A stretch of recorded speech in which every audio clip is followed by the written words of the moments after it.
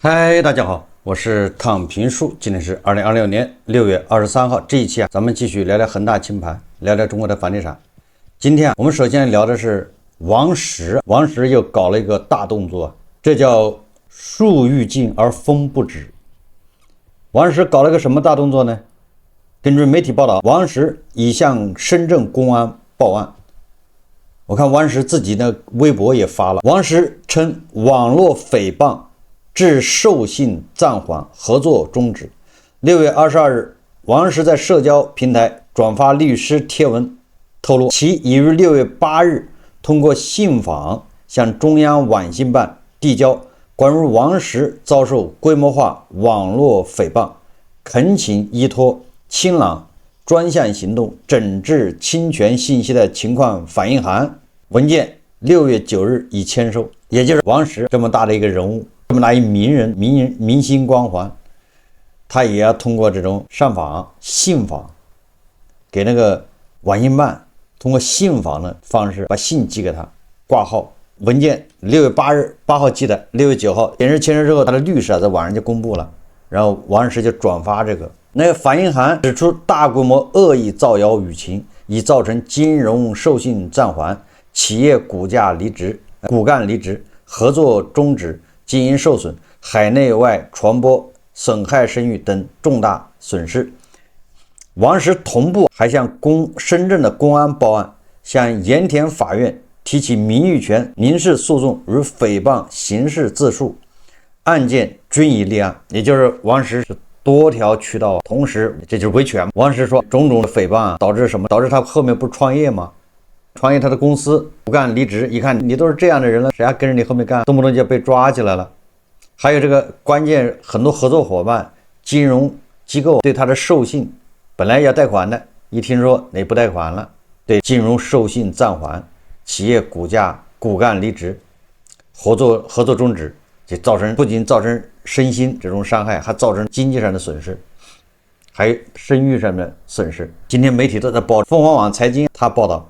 他說王石報警後曾發布王石被抓消息的大 V 疑似回應說，今日微博大 V 秦風發文表示說闢謠匣集結完畢，清朗一起闢謠開始幹活。這鳳凰網財經說，值得一提的是，4月12日秦風在其微博爆料王石被抓，該消息迅速在網絡傳播，引發廣泛的關注。王石的反映函說近期有數百個賬號有組織有節奏的編造虛假信息，在全網各平台集中發布針對王石的惡意抹黑造謠誹謗內容，多條不實謠言先後登上全網熱搜，相關內容全網合計瀏覽量破億次，已經形成持續性規模化網絡暴力。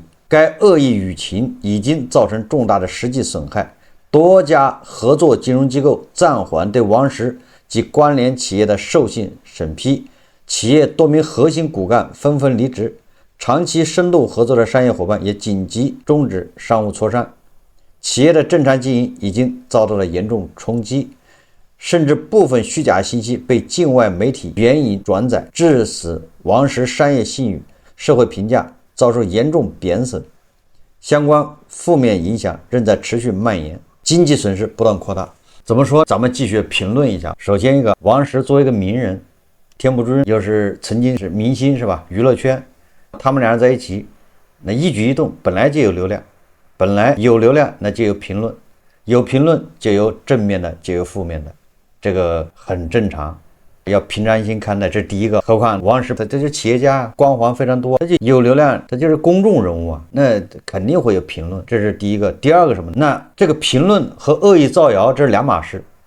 惡意造謠什麼意思？比如說人家好好的，你非說造謠，說他昨天被抓了，或者說他跟田朴珺兩人離婚了，你這玩意兒你這叫造謠，這個肯定不行。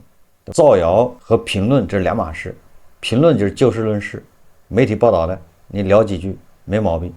但是你造謠，你自己在那編造是吧？說他被抓了，又是他貪污幾千萬多少億，你這玩意兒不行，不能亂說。所以還是要嚴格守住什麼叫造謠，什麼叫評論。評論你就是基於媒體報道談一談，所以我認為這第一個，王石他跟田朴珺兩人在網上動不動上熱搜這個事情，這是正常現象，因為這兩人就是名人，有光環，很容易就上熱搜了。尤其是在萬科現在這種風雨飄搖的時候，動不動他倆就上熱搜，就是我說的樹欲靜而風不止。但是這個不代表就可以對人家進行抹黑、造謠、重傷，這個不對。這第二個，我想王石是忍无可忍的，跑去先是上訪、信访，完了之後再去報案，然后去起訴，把所有的法律手段都用上了。他是6月8号，那我想，因為上一次傳他說被抓，那还是4月份的事情，也就過了2個月了，或者至少過了好幾十天了，他採取這個法律手段來維護自己。多少我感覺我的分享，他應該有另外一層意思，就他不是簡簡單單的說維護自己維權，給人感覺更像是主動的去捅另外一只靴子掉下來。你的靴子悬得那麼高，是不是啊？到底有沒有事？我就通过這種方式來自證。你看，我去一個信訪，第二個我去打官司，第三個我去報案，這一套組合拳下來，不管怎麼說，是不是就說明王石沒事？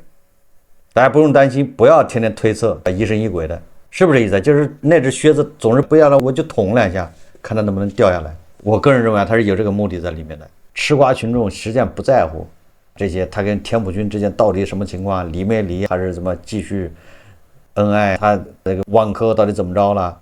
那更多的人只不過是看熱鬧，這就是一種曲線自證清白，他想達到這個目的。我個人認為，但是這背後的一切說來說去，歸根結底還是萬科，他曾經是大家眼中的這個好學生，把这個證監會把他列為上好學生，有關主管部門住建部恐怕也把他當作上好學生，甚至很多資本市場的白馬股，大家都非常看好萬科，結果萬科現在巨虧，2年虧了1314億，一生一世，這種巨大的反差，這是不爭的事實。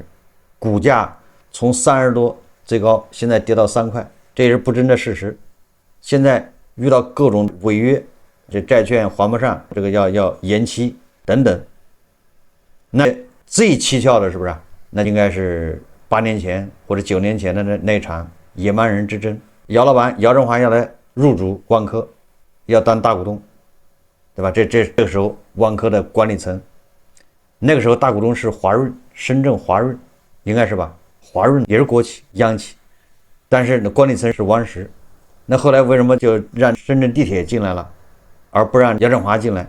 這中間是吧？總感覺有些問題說不清，充滿了神秘感，有很多懸疑等待着大家去揭開。所以在這種背景下，王石就變成了這個叫萬科稍微有點問題，馬上就會引射到王石身上，馬上王石的這個傳言就出來了，就網上形成了一種叫你懂的，都不用說，大家心裡都有數，你懂的。再加上什麼許老闆蹬縫紉機了，很多老闆都蹬縫紉機去了，也很多老闆現在跑到國外去了。再加上王石他後來從萬科離開當名譽顧問是吧？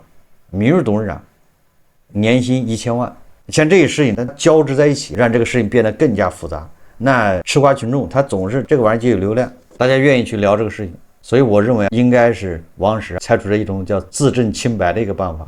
後續情況怎麼樣，咱們可以密切關注。至於萬科是吧？大家都知道，隨着房地產繼續低迷，萬科想走出泥潭太難太難。我們一直說能救萬科的只有韭菜。只有大家七大姑八大姨的借錢，拿着錢一頭扎進房市，都去買房，萬科才能得救，否則多難，蓋好的房子賣不掉。你看现在雖然是樓市小陽春，那而且還僅限於一線城市的二手房，那跟新房沒關係。你跟新房沒關係，那就跟開發商就沒什麼關係。所以說開發商在這個小陽春回暖企穩，在這個中沒有半點改善，去化還是難，現金這個資金回流難，那你說他怎麼解決？而開發商手上擁有的資產全在縮水，房價下跌，土地價格下跌，那個利息高企是吧？你每年利息還要付，怎麼脫困？我們再看看各地樓市一個情況，這個是深圳商報啊今天報道說，深圳二手房周成交跌21.5%，業內說啊假摔，下周就回血，這是深圳商報獨創深圳報道。記者叫李秀玉，他說，市房地產中介協會數據顯示，受極端天氣與端午假期雙重影響，上周二手房錄得量回落至1170套，環比下跌 21.5%。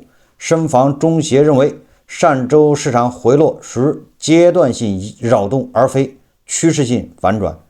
預計第26周周度錄得量將修復回升至1400至1500套。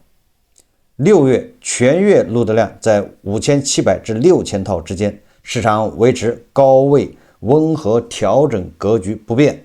他說，全市二手房含自住成交的共錄得1170套，環比下跌 21.5%。該周深圳二手住宅市場受大環境影響，各行政區二手住宅錄得量環比均下跌。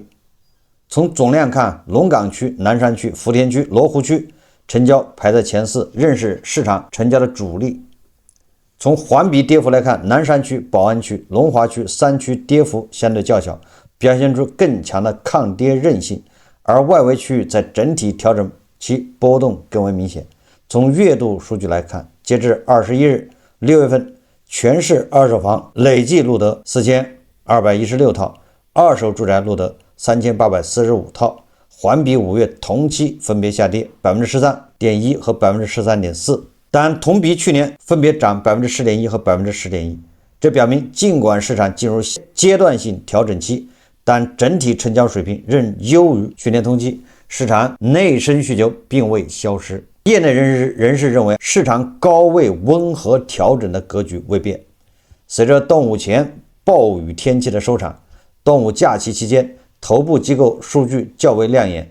樂友家門店數據顯示，今年端午假期深圳一二手住宅合計簽約量同比2025年端午上漲 17%， 同時也是近5年同期最高值。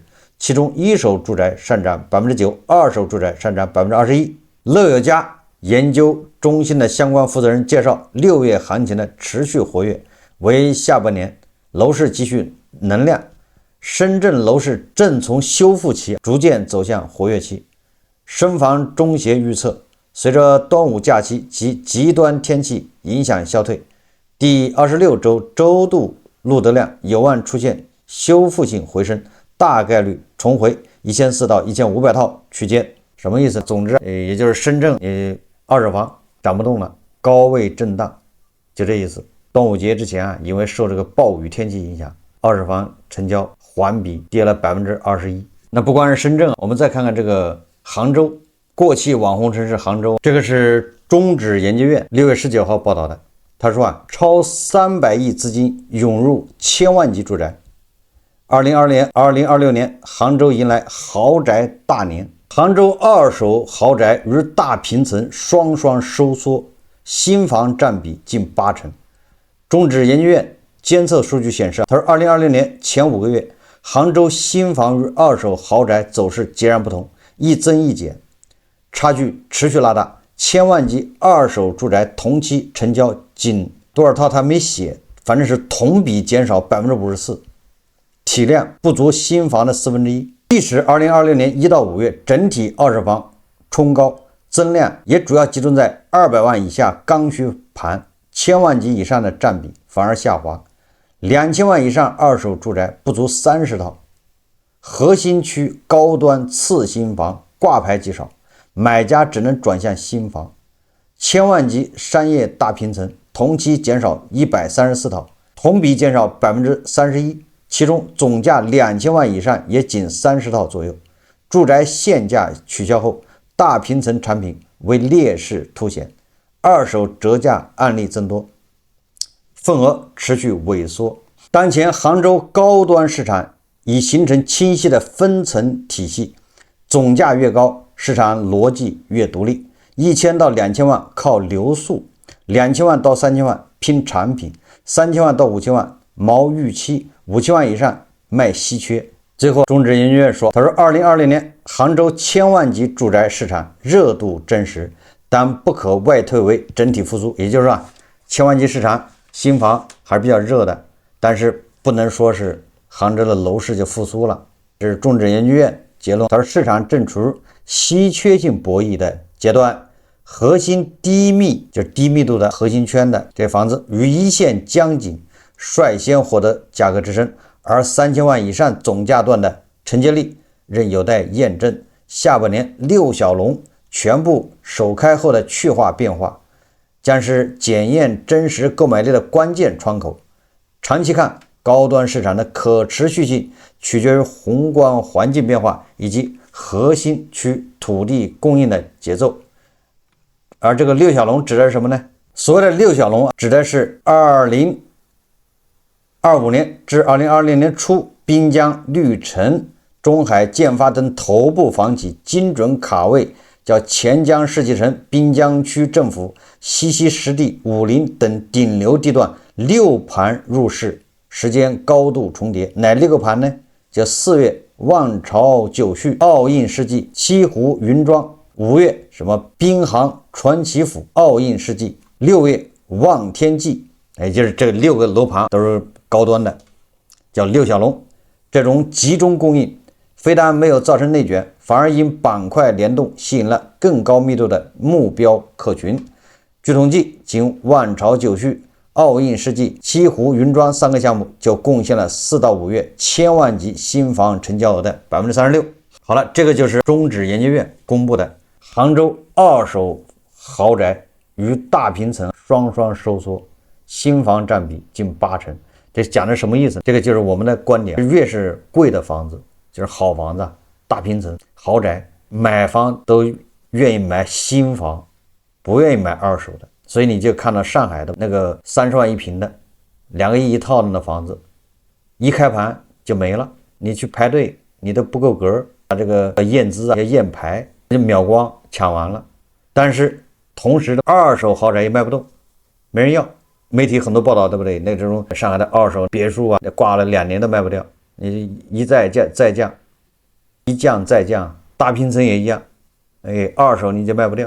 實際上這個就說明這些有錢人、富人，人家只買一手房，買新房。那杭州也是這個特徵，二手豪宅賣不動，但是現在大平層好像也賣不動。怎麼說？這個 K 型發展，你像杭州，那肯定也勢必造就了一些富人，有很多人在資本市場套现，这個大股東或者是公司的骨幹一套现都是幾千萬、上億的，或者多少億的，那人家他也不能把它搞成綠票子搞走。搞不走怎麼辦？搞不走那不就改善生活嗎？買大豪宅，反正那錢都是韭菜送的，人家含淚收下，不享受白不享受。所以說買豪宅，但是这樣人是少數，沒有那麼多。這是一個危機跟它相關的，有人套現。但是我想說的是，更多的在碳基這兒是要往下走的。最近阿里可以說負面不斷，但是也不能說全是負面的。他的比如說那個釘釘。是不是又是來回換人，又是什麼的置身釘內置身釘外，這個文章發的，阿里的股價走的也是不是一直在往下走，搞得馬雲親自出來插秧來打氣。阿里在硅基這塊有什麼建樹沒有？阿里創業又裁人，是不是？有的部門有的業務線一裁40%，這網上都傳言這麼多，就都是對阿里非常不利的。最明顯的就是資本市場，你股價上不去在跌。而有個叫智普的也不知道幹啥的，人家在香港一上市，現在反正最高的時候1點幾萬億港幣，也就是接近阿里的估值了。你想想這公司幹啥的都不知道，莫名其妙就一下就快要超過阿里了。你說阿里他能不着急嗎？阿里是好幾十萬員工啊，是吧？做了這麼多年，雙11也是各種布局，阿里雲、出行、電影票什麼玩意兒都弄，還有放高利貸。當然高利貸不是阿里，是不是螞蟻金服是吧？你想一想吧，什麼賺錢他什麼幹，現在也不行了，着急。大家記住了，如果阿里接下來要裁員，後年危機是在吸血，吸碳基的血，我覺得阿里他必須要堵這個硅基，是吧？他肯定要收縮，他要把錢更多的砸向 AI 人工智能，要拼一把，你不能被甩掉了。那他勢必要對原來的業務線要重新審視，要不賺錢的或者花錢多的全部要砍掉。也就是說，我說的什麼意思？那肯定要裁員，為了保他的在人工智能这塊的有一席之地，他必須要對其他部門要壓縮，那也就大量的人會失業。你說阿里的人一失業，杭州的房價就要抖三抖。因果關係傳導路徑大家自己去看，應該是這樣子的。所以馬雲跑出來插秧，無非就是給阿里打氣。可以說裁員是無去不在。網上有網友發呀，說裁员的風最終還是吹到了國企。他說周二出差回来，剛跟領導匯報完工作，領導問我知不知道裁員的事，我說我不知道。他說我們部門今年計劃裁員25%，我們組裁了一半，人事已經找被裁同事談過賠償方案了。瞬間感覺整個人都不好了。去年就听說過集團有縮減人員的計劃，沒想到大刀這麼快就落下。雖然我這次沒在裁員名單，但我一點也開心不起來。現在這種情況，被裁拿賠償走人，未嘗不是一件好事。剩下的人日子也不好過，工作量翻倍，加量不加價。領導還揚言說，後面要表現積極一些，否則下一次被裁的就是你。其實我內心還是期待被裁拿賠償走人的，因為這份工作做的實在是不開心，太內耗了。但是如果真被裁了，我又不知道自己還能不能找到一份工資還湊合、雙休的工作，幹一天算一天，艱難的打工人。這是一家國企集團開始裁人，現在裁員的風刮起來了，已經打擊最大的是大廠裁员，普通的公司、小公司裁员，大家都習以為常，已經默認了。如果大廠大動干戈的裁员，這個對信心的打擊更大。最後我们再看一看三联生活周刊，他報道，他說越來越多的銀行開始取消5年期存款產品，在中國銀行歷史上，這是一個非常罕見的舉動。對於普通民眾而言，這就意味着想要躲避利率下行的大環境已經越來越難，存款利率越來越低，已經成為每個人都無法回避的現實。為什麼會這樣？原因咱們就別說了，我們只說會導致什麼？5年期、3年期這個存款產品下架，也是銀行不想讓你存的時間太長，因為銀行存款是銀行的負債，他不想負債。不是我們牛馬韭菜不想負債，企業不想負債，人家也不想負債。你把錢往銀行存，銀行就是負債，他不想。他以往他是想負債，他希望你存5年，存的越長越好，你存的越長，我給你利息越多，穩定。现在是不想讓你存，意味着實際上就暗示利息還要往下跌，利息還要往下走，至少說明還沒有到底，資產的價格沒有到底，資產價格到底了，利息它也不動了。